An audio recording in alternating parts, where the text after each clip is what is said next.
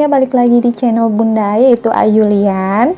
Jadi hari ini full face kayak gini. Ini adalah tema yang paling ditunggu-tunggu. Dari kemarin ditanyain, ayo kapan dok rilisnya untuk konten-konten misteri ini ya. Jadi hari ini aku mau ngobrol-ngobrol santai aja, jangan pakai tegang-tegang, karena aku cuma mau sharing pengalaman aku, pengalaman dari kecil sampai sekarang, gimana sih enak dan gak enaknya jadi anak indigo.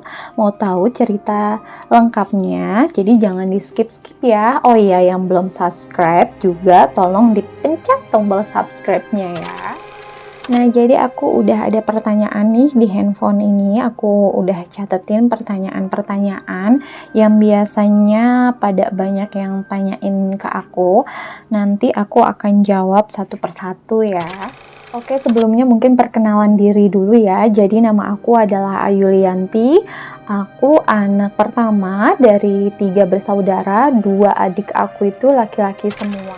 Jadi berawal dari setiap malam Jumat itu aku biasanya update di WhatsApp ya, WhatsApp status.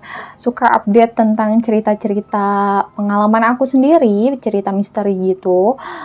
Jadi banyak gitu teman-teman yang mungkin baru kenal aku baru-baru ini, jadi bisa lihat-lihat makhluk-makhluk yang kasat mata ya, atau pertanyaan-pertanyaan lainnya gitu kan. Sementara kalau teman-teman aku yang memang teman sekolah, teman dulu dari kecil gitu bareng sama aku, mungkin rata-rata udah pada tahu ya kalau misalnya aku ini bisa dibilang ya anak indigo gitu kan. Jadi makin banyak, jadi setiap malam Jumat besoknya itu tuh aku ditagih, ayo dong cerita lagi gitu. Loh kok jadi ketagihan gitu, jadi banyak yang pengen cerita-cerita tentang misteri gitu. Dari situ itu banyak yang bilang, ayo dong bikin konten YouTube isinya tentang pengalaman-pengalaman kamu, tentang pengalaman spiritual kamu gitu. Jadi pengen banyak yang tahu gitu kan tentang itu semua. Jadi aku beraniin diri dia belajar sedikit-sedikit tentang YouTube, padahal bener-bener nggak ngerti tentang per YouTubean ini gitu. Jadi ya udahlah, sekalian aja channel aku selain unboxing, seru-seruan gitu ya, daily activity aku, ini juga aku selipin tentang jurnal aku ya, spiritual journal aku, tentang gimana sih waktu kecilnya aku gitu. Terus ngadepin mereka yang kasat mata itu tuh seperti apa biasa aja, apa pernah takut gitu. Aku akan ceritain semuanya di channel aku dengan tema enak atau nggak enaknya jadi anak indigo.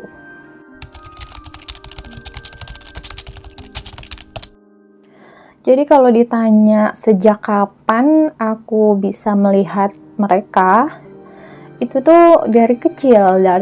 Jadi aku dulu waktu TK itu kan aku tinggalnya di Tangerang. Jadi waktu TK itu orang tua aku kerja dua-duanya dan aku dijaga oleh saudara aku. Tapi kan yang jagain aku itu kan nggak 24 jam ngikutin aku main kemana diikutin, itu kan enggak ya.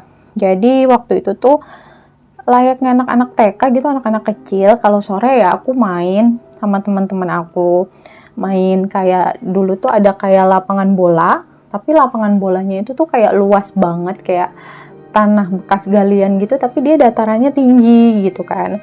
Nah, di bawah si lapangan itu, di bawahnya itu pas banget pemakaman. Jadi pemakamannya itu banyak gitu ya, pemakaman umum. Jadi di sisi sebelah kanan itu untuk pemakaman muslim, terus di sebelahnya lagi, di depannya yang muslim itu non muslim, dan di tengah-tengahnya itu jalan yang cuma muat mungkin 1 mobil gitu. Nah, jalan itu adalah jalan yang harus aku lewatin setiap harinya kalau aku mau sekolah. Nah, jadi jalan itu tuh harus aku lewatin setiap harinya kalau mau sekolah. Dan biasanya aku tuh diantar sama mama aku dulu waktu sekolah itu pakai sepeda yang apa ya, sekarang mungkin namanya sepeda whimsical ya. Itu tuh yang di depannya ada keranjang, terus di belakangnya tuh ada boncengannya gitu. Nah, aku tuh nggak pernah mau didudukin di tempat duduk belakang gitu. Aku pasti lebih milih masuk ke dalam keranjang gitu duduknya, karena saking takutnya gitu ngelihat macem-macem gitu. Jadi sepanjang jalan kalau misalnya emang aku harus duduk di belakang, aku cuman pegang mamaku, peluk mamaku, terus muka tuh ditundukin gitu, karena ya itu aku kan sepi gitu, tapi kok aku ngelihatnya di situ rame gitu. Nah, dari situ sih aku mulai ngerti kalau misalnya kok orang lain nggak bisa ngelihat, tapi kok aku bisa ngelihat makhluk-makhluk yang seperti itu. Tapi kan yang namanya aku masih kecil dulu, jadi ya udahlah gitu. Nah, terus itu waktu pas aku TK, yang balik lagi aku sore-sore itu suka main sama teman-teman aku. Nah, terus setiap sore aku tuh selalu didatengin sama anak-anak kecil juga, yang menurut aku kirain aku itu adalah teman-teman aku sebangsanya, yang maksudnya sama seperti aku, manusia gitu kan. Taunya bukan. Jadi mereka datang nggak sendirian juga, aku lupa ada berapa, tapi kayaknya berempat atau bertiga gitu. Cuma pakai kayak celana dalam, dan aku pikir ya memang itu kayak anak-anak kecil gitu yang nggak pakai baju gitu kan. Terus datangin aku, minta kalau misalnya perhiasan aku. Jadi dulu tuh waktu kecil aku dipakein perhiasan sama mama aku tuh sampai ke gelang kaki aja dipakein gitu, dan itu semua harus dicopot kata dia. Terus aku bilang, lo kok dicopot, kenapa? Iya nggak apa-apa, aku kan temen kamu gitu. Dengan polosnya aku masih TK, ya aku copotin semuanya, aku kasih dia gitu. Terus pulang-pulang mamaku sama bapakku pulang, itu nanya ke aku, kemana itu perhiasannya kok nggak pada ada gitu, kata mamaku. Terus aku dengan polosnya bilang, iya tadi disuruh copot sama temen aku. Temen yang mana, namanya siapa? Pas ditanya nama aku nggak bisa jawab karena aku nggak tahu dia namanya siapa gitu. Tapi mamaku tuh nggak kepikiran kalau itu tuyul apa gitu. Dipikir sama mamaku ya memang kayak pencuri gitu. Nah, lanjut ya ceritanya. Jadi waktu kecil itu sih aku merasanya normal ya, aku masih main sama teman-teman, terus aku juga nggak pendiam gitu, aku nggak pemalu, aku nggak menarik diri dari lingkungan gitu, senormal-normalnya anak kecil aja gitu, anak TK pada umumnya gitu. Cuma ya mungkin aku lebih sering misalnya lagi pergi sama mamaku, terus aku bilang, mah kok itu ada pocong sih, ya gitu ya, yang dengan polosnya anak kecil gitu ya. Wah kok itu ada ini sih, tinggi gede hitam gitu. Paling juga mamaku cuman, apa sih, nggak ada, kamu salah lihat kali. Cuma kayak gitu aja sih yang aku ingat ya waktu aku masih kecil. Terus aku juga sering misalnya aku lagi main ke rumah nenek aku, ketemu om aku, pada saat itu om aku tuh kayak lagi diem aja gitu biasa. Cuma aku tiba-tiba ngomong, om tadi di sekolah ini ya kayak gini-gini ya sama cewek gitu. Bisa yang tiba-tiba nyeplos aja gitu, kayak gitu. Kalau misalnya nggak aku omongin tuh kayaknya rasanya tuh kepala aku pusing gitu, harus yang diungkapin gitu. Itu tuh sering banget kayak gitu, nggak cuma ke keluarga aja, tapi ke orang-orang juga biasa kayak gitu. Ntar om aku yang bilang, jangan bilang-bilang gitu, takut ketahuan sama nenek aku gitu.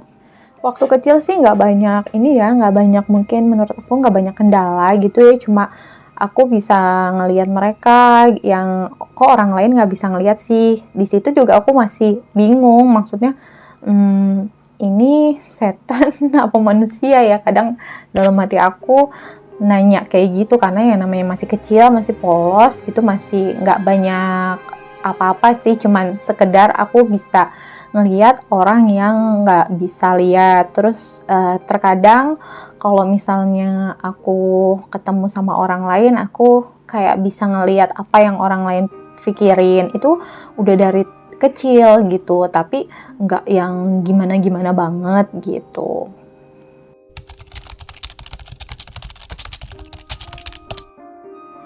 Perasaannya pada saat tahu kalau misalnya aku seperti anak indigo itu mungkin lebih ke waktu TK sih, nggak yang ada perasaan gimana-gimana ya, karena mungkin masih kecil.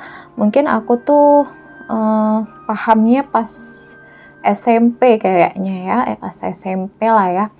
Itu tuh perasaannya sempat ada di titik dimana aku tuh give up. Jadi sampai terucap, ya Allah, aku nggak kuat kalau misalnya aku harus seperti ini gitu. Aku mau jadi manusia yang normal-normalnya aja, yang nggak bisa ngelihat hantu, yang nggak bisa ngelihat mungkin apa yang akan terjadi, teman-teman aku akan kayak gimana. Itu biasanya aku bisa ngelihat dulu gitu. Jadinya aku takut duluan, karena pada dasarnya aku ini penakut gitu. Awalnya aku ini penakut sampai pada akhirnya aku kayak yang udah biasa aja gitu. Itu tuh udah sampai pernah ada di titik yang give up kayak gitu. Sampai akhirnya aku yakini kalau misalnya sekarang gitu, aku yakini, oh berarti memang Allah titipkan seperti ini di aku. Itu ada kewajiban aku untuk bisa lebih menolong orang, untuk pakai apa yang aku bisa kayak gini tuh buat mengingat kayak gitu. Pokoknya aku positive thinking aja biar akunya juga nggak ngerasa jadi beban gitu.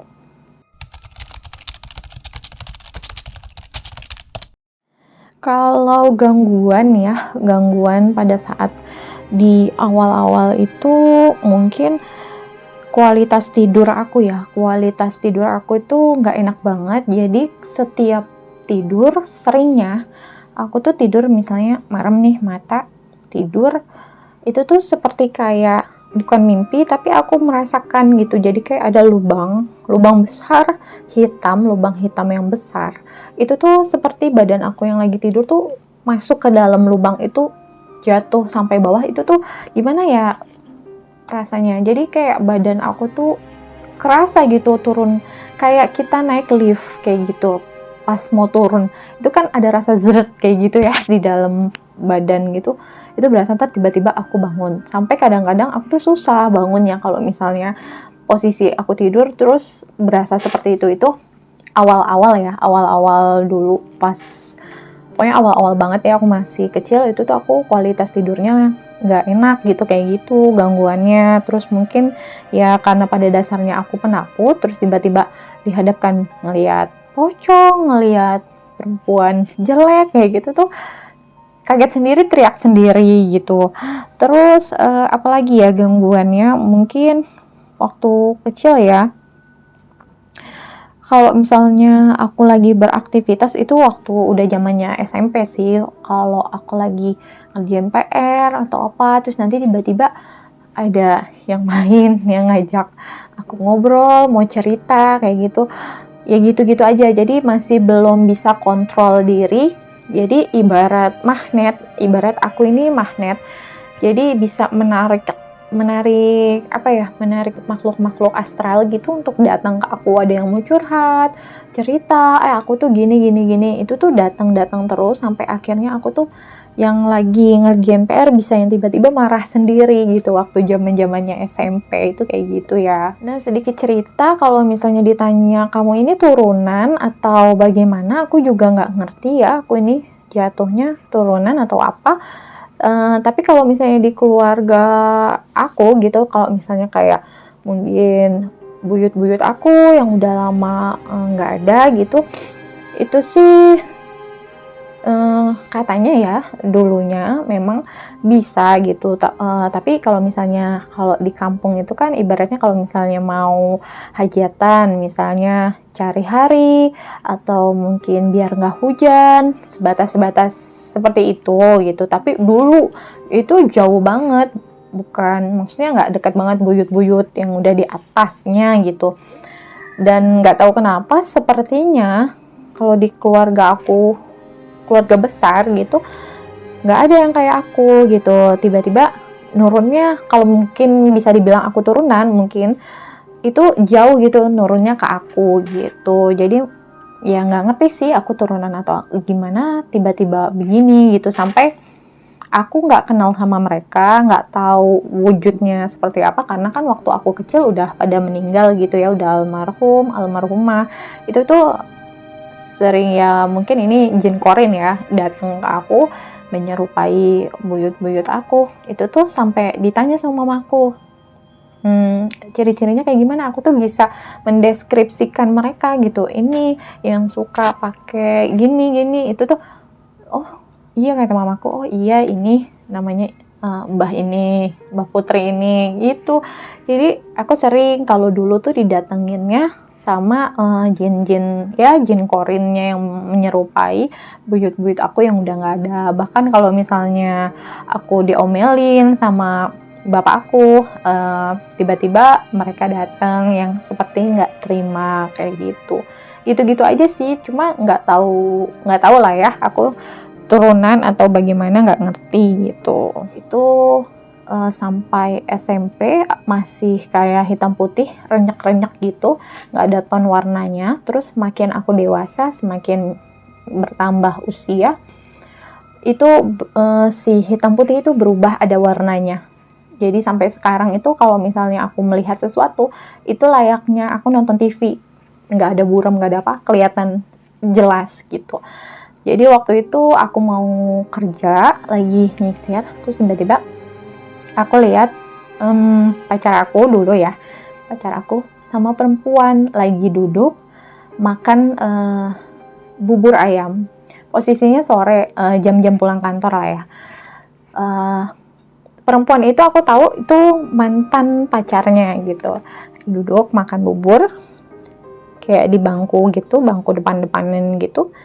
Terus langsung aku ambil handphone, aku telepon ke pacar aku. Kamu lagi makan bubur? Aku tanya kayak gitu. Terus dianya jawab, kamu di sebelah mana? Disangkanya aku itu ada di sekeliling dia gitu, padahal aku di rumah gitu. Terus aku bilang, oh iya berarti bener ya aku lihatnya kamu lagi makan bubur gitu sama ini gitu. Terus dia langsung, enggak kok, nanti aku jelasin kayak gitu lah ya, anak ABG zaman dulu lah ya, masih pacaran gitu. Itu jadi yang kayak gitu-gitu aja sih yang bikin nyesek gitu kan, karena kita ngelihat jelas kayak ngelihat di depan mata, real time gitu. Jadi pada saat aku ngelihat ya, dia ternyata ya lagi makan bubur beneran sama perempuan itu. Kayak gitu sih yang nggak enaknya gitu.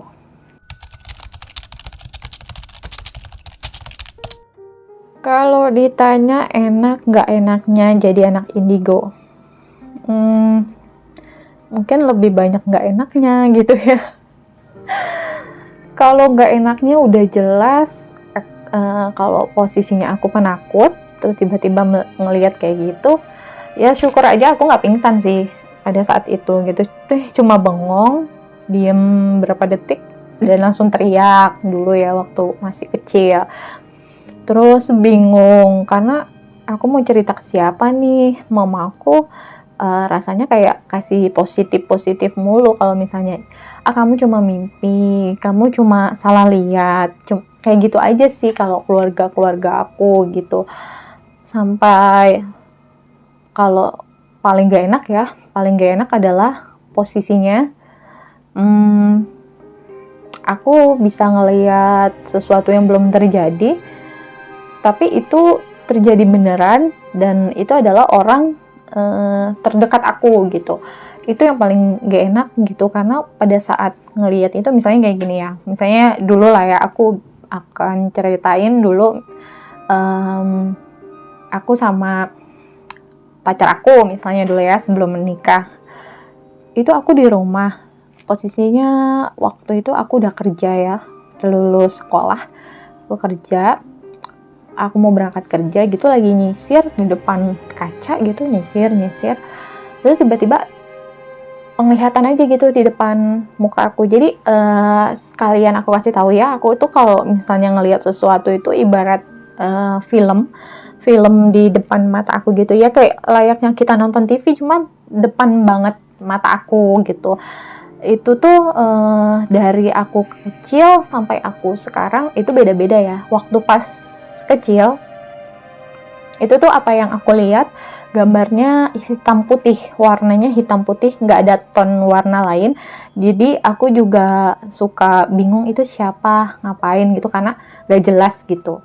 Terus enaknya mungkin aku baru berasa waktu dewasa gitu ya, waktu sekarang ini gitu. Enaknya adalah ketika kita bisa bantu orang lain dari apa yang menurut aku ini tuh bikin capek gitu, ternyata aku bisa ngebantu orang lain dari sisi yang aku punya kayak gitu.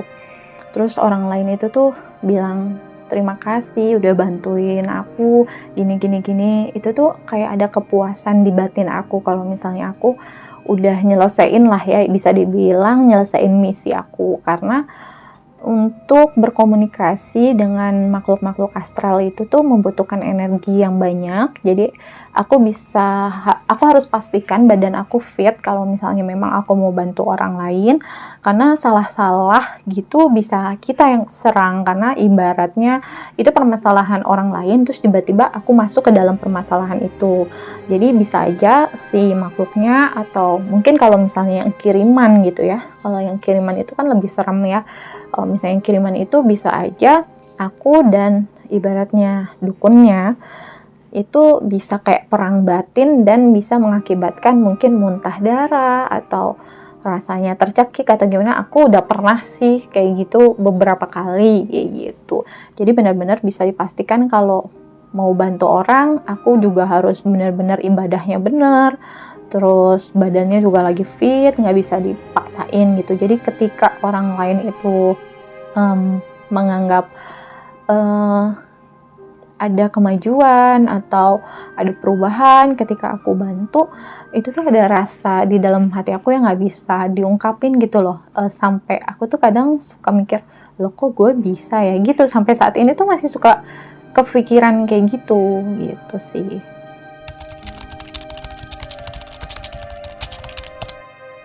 Nah, kalau misalnya tips untuk orang tua yang punya anaknya yang sepertinya anak aku bisa dibilang indigo atau ada kemampuan seperti itu, atau punya adik, pokoknya yang masih usia muda gitu ya. Aku sih ngerasain banget ya untuk jadi anak yang seperti itu tuh kadang merasa aneh gitu, menjadi orang yang aneh.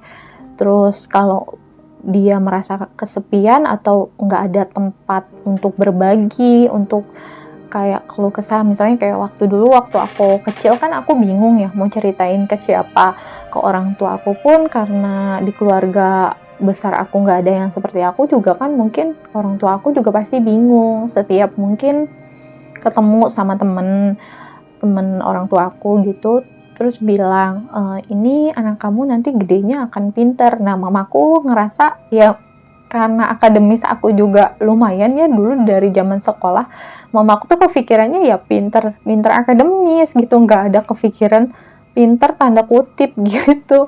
Jadi bingung juga sih kayak gitu. Dan apalagi kalau aku pribadi ya, anak aku yang sekarang yang pertama itu tuh sepertinya seperti aku gitu, bisa melihat hal-hal yang gaib. Jadi aku selalu bilang sama anak aku, apapun yang kakak lihat harus bilang sama bunda, harus bilang sama papa, gak boleh dipendam dan gak boleh jadi penakut gitu. Jadi anak aku yang sekarang pun dia bisa lebih kuat karena mungkin aku gak mau ibaratnya anak aku itu seperti aku gitu waktu kecil.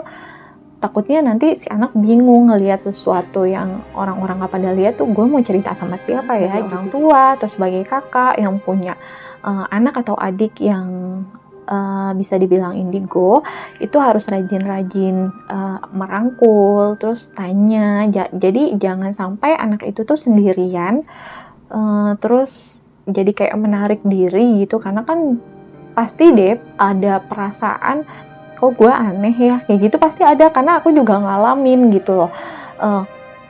Udah pendiam, terus ditambah emang aku nggak suka ya, dari kecil dulu aku nggak suka yang namanya main itu ibaratnya nongkrong kayak gitu tuh nggak suka gitu. Jadi lebih banyak di rumah gitu. Terus juga jangan lupa untuk ibadahnya itu benar-benar harus kuat.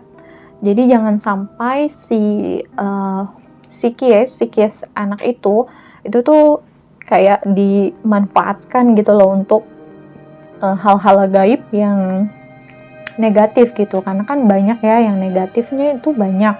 Jadi jangan sampai si psikis anaknya itu, jiwanya tuh takutnya dimanfaatkan lah ya sama makhluk-makhluk yang gak bertanggung jawab, itu banyak banget gitu. Jadi ibadahnya dikuatkan, dirangkul, terus jangan bikin si anak itu tuh berpikiran kalau misalnya dia tuh beda dengan yang lain gitu. Jadi benar-benar harus dirangkul sih menurut aku.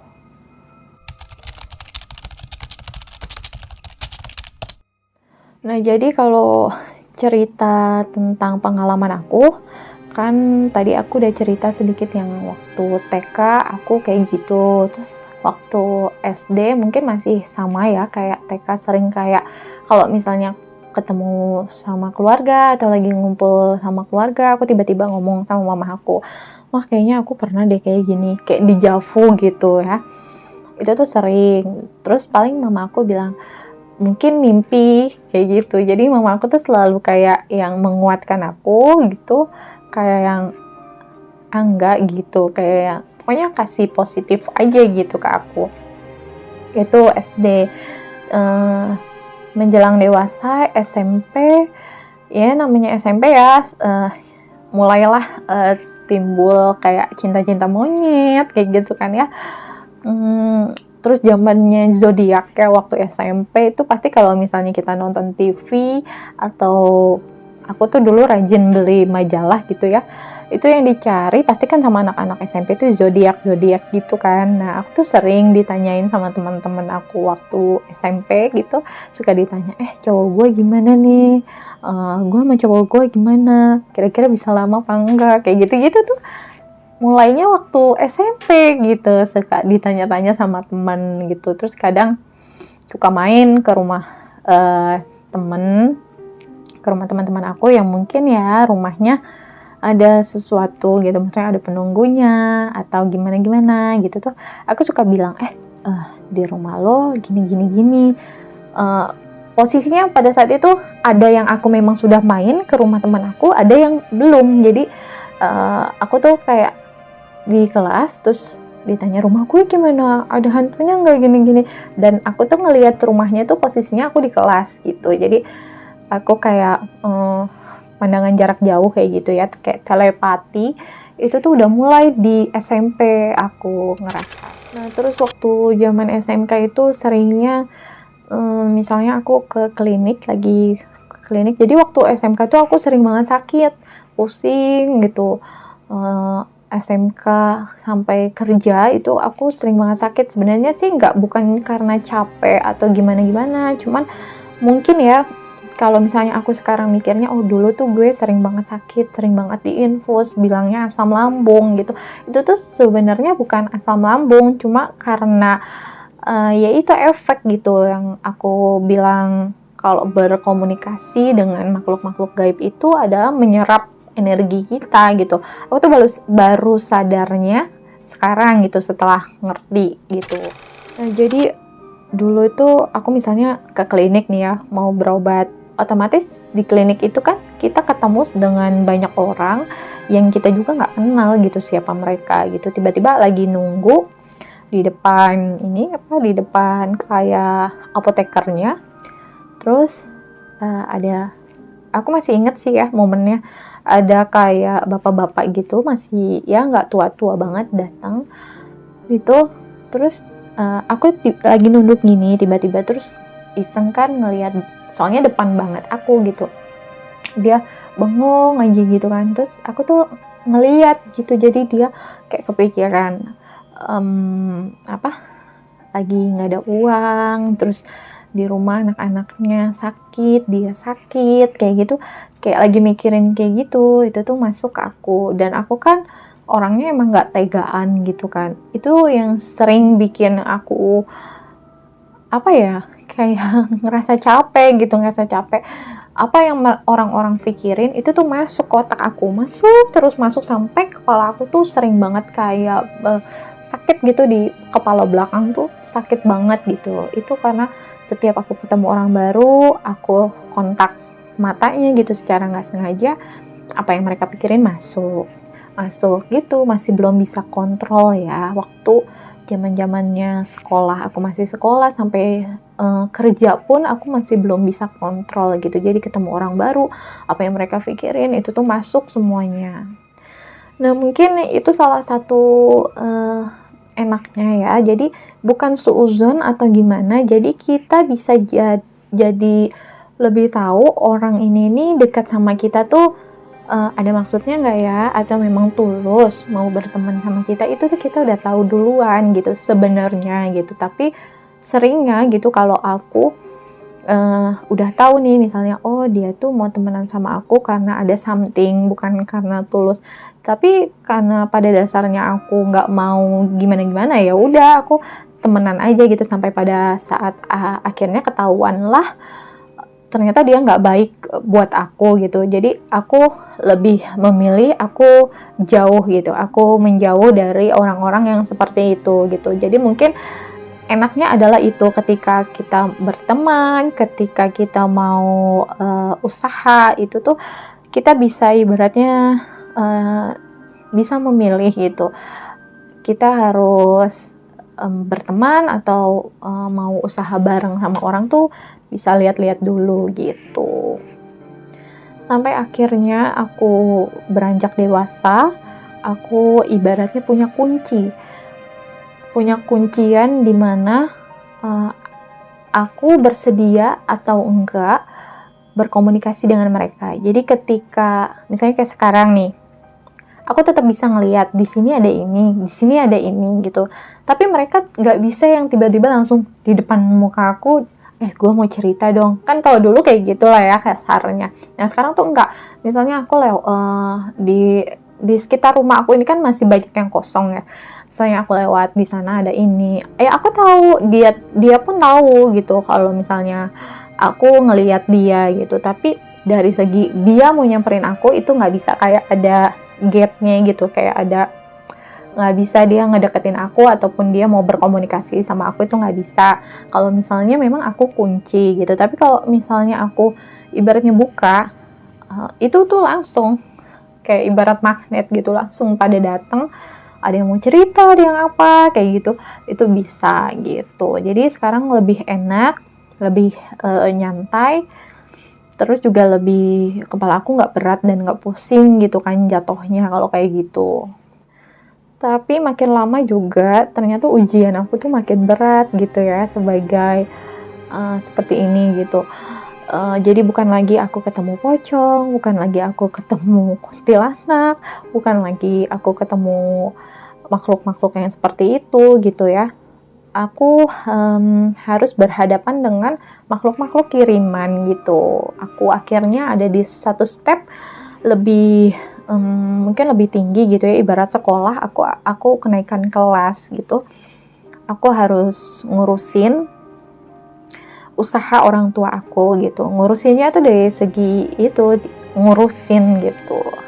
Jadi waktu aku kuliah itu orang tua aku punya usaha bakery yang biasa aja sih ya, yang di warung-warung itu. Cuma aku baru tahu ya, yang namanya usaha, sekecil apapun usaha kita, itu pasti ada aja orang yang nggak suka gitu. Padahal dari kitanya sendiri, ibaratnya nggak pernah yang namanya ngotak-ngatik usaha orang lain ya, ibaratnya seperti itu gitu. Itu tuh aku harus ngurusin, dimana ownernya adalah orang tua aku, dan orang tua aku punya punya pedagang, terus punya pegawai, yang ada sebagian pedagang dan pedagangnya itu tinggal di rumah yang ya pabrik lah ya, pabrik rotinya. Itu tuh ada beberapa lah ya pedagang yang nggak amanah lah ya, bisa dibilang seperti itu. Terus main belakang itu juga ada gitu. Jadi aku harus ngurusin karena mau nggak mau gitu, ownernya orang tua aku. Jadi ya mungkin itu pembelajaran untuk aku buat lebih kuat, lebih paham gitu. Oh ini tuh seperti ini gitu. Nah jadi dulu tuh ada di mana satu masa aku mau lamaran, terus rumahku lagi direnov. Akhirnya aku sekeluarga tinggal di pabrik roti mamaku. Jadi pabrik rotinya itu memang di rumahan gitu ya, rumahnya cukup besar. Itu tuh ada kantornya itu tuh ada kamar gitu lah ya, kamar mandi, dapur gitu. Jadi kita tinggal di sana tuh waktu zaman aku kuliah. Jadi interaksi aku dengan pedagang, pegawai itu jauh lebih banyak dibanding pada saat aku masih tinggal di rumah sebelum renov. Nah, jadi yang namanya pedagang roti itu kan ibaratnya yang nakal gitu ya. Pedagang yang nakal itu dia bawa barang kita dan juga dia ngambil barang orang lain tanpa sepengetahuan si ownernya. Itu tuh banyak banget kejadian yang seperti itu. Yang sebenarnya itu kalau misalnya pedagang kita harusnya adalah menjualnya produk-produk kita aja, nggak boleh produk orang lain gitu kan, yang namanya pedagang kita gitu. Kalau di roti tuh sistemnya seperti itu gitu. Nah ini ada ya pedagang yang nakal dan mungkin nggak paham kenapa gitu, dia tuh usil lah ya, ngusilin untuk roti aku gitu. Kebetulan rotinya itu namanya adalah nama tengah aku, Lian Bakery gitu. Jadi kalau aku di otak-atik orang lain, misalnya orang itu ke dukun atau gimana, otomatis menyebutkan nama aku. Itu di badan aku kerasa gitu, nggak yang kalau misalnya kita diusilin sama orang terus kita nggak tahu, nggak gimana itu, enggak. Di badan aku tuh kerasa, ibaratnya kalau misalnya lu dicubit pasti kan di kulit atau di badan kita tuh kerasa. Nah kayak gitu rasanya. Nah jadi satu waktu aku waktu itu lagi off kuliah ya, nggak ada jadwal, aku otomatis di pabrik itu kan, di pabrik roti, karena aku emang nggak pernah kemana-mana juga. Terus lagi nonton, terus mama aku tuh, aku ingat banget lagi ngehandle di belakang gitu kan, produksi. Bapak aku belum pulang kerja waktu itu. Terus tuh tiba-tiba kok badan aku nggak enak ya. Terus tiba-tiba di depan mata tuh kayak penglihatan gitu, kayak seperti biasanya gitu penglihatan. Aku tuh ngeliat, loh kok ada pedagang mamaku di situ. Di sini pedagang mamaku dan di sini ada satu cowok gitu, belum terlalu tua sih. Terus mereka duduk sila gitu. Terus di tengah-tengahnya itu kayak ada baskom isinya air. Nah di baskom isi air itu ada muka aku yang lagi ngeliatin mereka, posisi pada saat itu ya, aku yang lagi duduk di depan TV gitu. Tapi kan karena tiba-tiba muncul di depan aku itu gambaran mereka, ternyata yang di baskom itu adalah pantulan aku pada saat itu yang lagi ngeliatin mereka. Bingung dong gitu, loh kok ngapain gitu. Ternyata si pedagang mamaku itu ya mau ngusilin ya, mungkin ada sesuatu yang namanya pedagang roti itu kan ibaratnya kan mereka terkadang punya hutang gitu kan ya, mau melepaskan hutangnya secara ya pokoknya nggak mau bayar lah gitu, tiba-tiba nantinya mau pindah atau kayak gimana. Itu tuh licik-liciknya pedagang di bakery tuh kayak gitu ya. Tapi nggak semua gitu, ini adalah yang nggak benernya aja ya aku ceritain.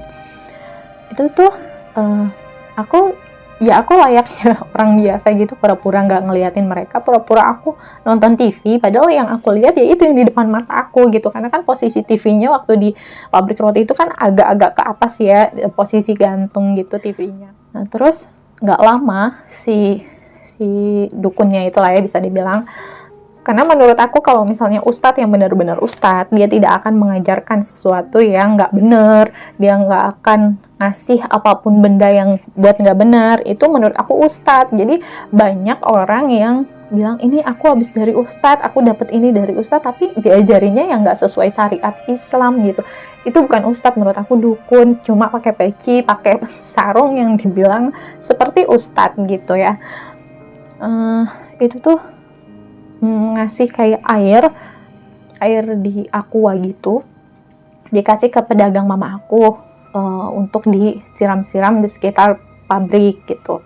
Terus akhirnya pedagang aku pulang. Nah, pedagang aku ini tinggalnya itu di pabrik aku gitu. Terus pulang, terus udah kayak mati gitu lah ya. Pandangan aku kayak gitu tuh mati. Terus tiba-tiba aku sholat asar tuh. Sholat asar, abis sholat asar aku masih pakai mukena, lagi wirid. Tiba-tiba si sosok yang si dukun tadi tuh kayak datang ke aku, terus berkomunikasi. Itu aku biasa ya, itu dinamakan komunikasi secara batin gitu. Jadi si dukunnya itu datang ke aku, minta maaf gitu. Terus aku bilang, kenapa minta maaf? Yang salah kan bukan dia, kalau dia kan ibaratnya pekerjaan gitu ya. Yang salah kan pedagang mamaku, kata aku gitu. Nah, terus si dukunnya itu bilang,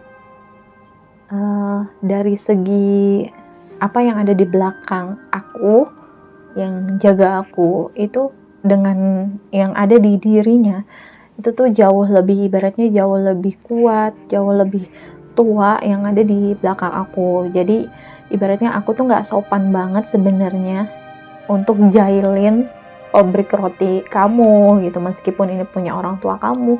Tapi kenapa bisa muka aku yang ada di baskom itu? Karena pada saat ditanya, ini pabrik roti namanya siapa? Namanya apa gitu pabrik rotinya? Disebutlah Lian Bakery. Nah, dia juga bertanya, si dukunnya, loh kok yang keluar gambarannya itu perempuan muda gitu. Posisinya kan aku waktu itu masih kuliah. Nah, terus si pedagangnya tuh jawab, oh iya, saya baru ingat kalau nama Lian itu adalah nama anaknya yang punya pabrik roti gitu, Neng Lian. Karena aku dipanggilnya kan di pabrik roti memang Neng Lian gitu, pada manggilnya pedagang-pedagang, pegawai gitu. Jadi muncullah itu gitu. Makanya aku tuh suka sering gitu ngelihat orang-orang yang nggak benar, yang tanda kutip itu, memperlakukan keluarga aku itu dengan cara yang seperti itu. Tapi aku tahu, tapi ya aku diem gitu, nggak yang lu gini ya, enggak gitu kan, meskipun ya aku paham gitu. Besoknya aku ketemu sama pedagang aku yang itu. Nah, jadi besoknya itu aku bilang sama mamaku, mah aku mau jaga di meja ini ya, meja kantor, karena setiap pagi itu pedagang itu setoran yang kemarin mereka bawa itu di store gitu kan. Nah, aku mau jaga. Nah, mamaku bingung, kok tumben banget gitu mau jagain, biasanya aja aku nggak mau gitu. Aku senangnya ya cuma ngitungin uangnya aja, nggak mau berhadapan dengan pedagang gitu. Sebenarnya aku nggak ngomong apa-apa tuh waktu itu sama mama aku cuman bilang aku pengen gitu. Terus sebenarnya aku pengen ketemu sama pedagang itu sih, pengen ngeliat sih gimana kalau misalnya ketemu langsung sama aku. Terus ketemu, dia agak siang masuk ke kantornya itu. Terus setor pun itu nggak full, tapi dia bedanya gitu, dia nggak mau ngelihat mata aku gitu. Seperti gimana sih kalau orang salah itu kan akan gimana gitu, nggak mau ngelihat mata orang yang dia zolimin gitu ibaratnya. Ya udah, aku cuman nerima udah gitu. Nah, di kalangan pedagang-pedagang mamaku juga ada selentingan omongan kalau misalnya yang jagain setoran itu Neng Lian, kalau ibaratnya kita mau nyetornya nggak full, itu tuh kayak ada rasa takut gitu. Padahal yang punya pabrik mamaku gitu. Tapi kalau misalnya aku yang nungguin, itu tuh kan mereka suka ngumpul gitu kan, di depan tuh ada warung, suka pada ngopi gitu tuh. Yang jagain siapa, si ibu apa Neng Lian gitu, suka ada omongan Neng Lian gitu. Itu tuh yang tadinya mau bayar nggak full, sebenarnya mereka tuh punya uangnya gitu. Itu bisa-bisa bayarnya full gitu. Jadi mamaku tuh seneng kalau misalnya aku yang jaga, tapi pada saat itu ya namanya masih muda gitu ya, terus juga aku kadang kuliahnya seringnya kuliah pagi gitu, aku jarang yang namanya jagain itu. Paling kalau misalnya siang ngitungin uang setoran kayak gitu-gitu, karena kan kita harus bayar ke supplier kayak bahan baku gitu. Nah, yang dukun itu juga ya, aku lupa bilang, yang dukun itu tuh ngomong, katanya, aku tuh ngasih air ke pedagang kamu tuh nggak ada maksud apa-apa, itu tuh juga nggak ada fungsinya apa-apa, aku tahu kalau misalnya kamu itu bisa, kamu itu ada yang jaga di belakangnya, dan aku nggak mau ibaratnya ngeloncatin kamu karena aku masih di bawah kamu. Jadi aku tuh cuma sekedar biar pedagang kamu cepat pulang. Jadi ibaratnya dia nipu pedagang aku nih, ngasih air-air gak jelas gitu. Tapi di pabrik aku juga sering loh yang namanya pagi-pagi, padahal kita tinggal di sana. Pagi-pagi itu kayak kaleng-kaleng bekas roti, kan banyak tuh kayak kaleng-kaleng itu tuh udah kayak ditetesin parfum yang baunya nggak enak banget deh, bau nyong-nyong gitu deh, parfum kayak gitu. Terus yang namanya di sekitar, di luar pagar pabrik roti itu tuh tanah kuburan, itu sering banget. Terus juga roti itu sering bermasalah, tiba-tiba jadi cepet basi, terus pegawainya sering sakit. Nah itu tuh sering banget gitu pada saat posisi kita belum full nginep tinggal terus di pabrik roti itu. Makanya pada saat aku tinggal di pabrik roti bareng keluarga aku, itu tuh kayak bonding aku sama si pabrik roti itu tuh kuat banget. Itu yang namanya biasanya sehari-hari kan kadang orang-orang situ gitu kan suka beli roti yang masih anget gitu. Itu kalau misalnya pada saat kita nggak tinggal di pabrik roti, itu tuh jarang-jarang gitu orang-orang sekitar beli roti ke situ. Tapi pada saat kita di sana, tinggal di sana, itu tuh yang namanya pembelian dari warga sekitar, itu tuh lumayan banget gitu bedanya gitu. Tinggal di pabrik roti itu satu persatu akhirnya tahu gitu siapa sih yang ada di belakang aku. Kirain aku dulu, karena waktu kecil aku tuh seringnya didatengin sama buyut-buyut aku yang aku udah ceritain di awal, ya kirain aku sebatas dijaga sama buyut-buyut aku gitu. Ternyata makin lama makin banyak permasalahan, makin beberapa kali aku memecahkan masalah yang besar gitu. Jadi aku makin tahu gitu siapa sih sebenarnya yang ada di belakang aku gitu. Sampai saat ini yang kuatnya itu, yang lebih dominannya itu siapa gitu, karena kan banyak ternyata gitu, nggak cuma dari turunan aja gitu, malah sekarang tuh turunannya tuh lebih jarang sih datangnya, lebih ke yang jagain aku yang dari itu mau lamaran nikah sampai sekarang itu masih sama yang itu aja gitu yang ada di belakang aku. Nah di rumah itu, di pabrik roti itu pun gitu, mulai asal muasalnya aku tahu yang di belakang aku, yang selama ini orang sebut-sebut di belakang aku, yang orang-orang suka ngeliat di belakang aku itu siapa gitu, itu tuh mulai bermunculan. Dan itu pun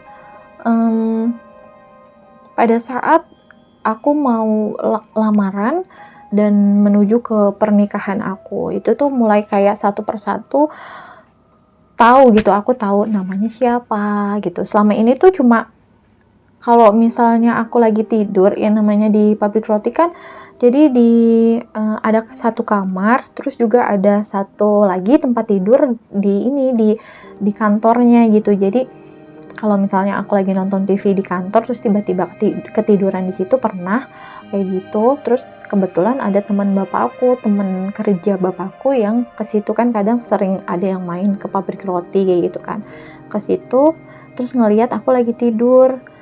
Terus dia ngomong sama orang tua aku, "Pak, di keluarga ada nggak sih yang ibaratnya itu ada turunan kayak kerajaannya gitu."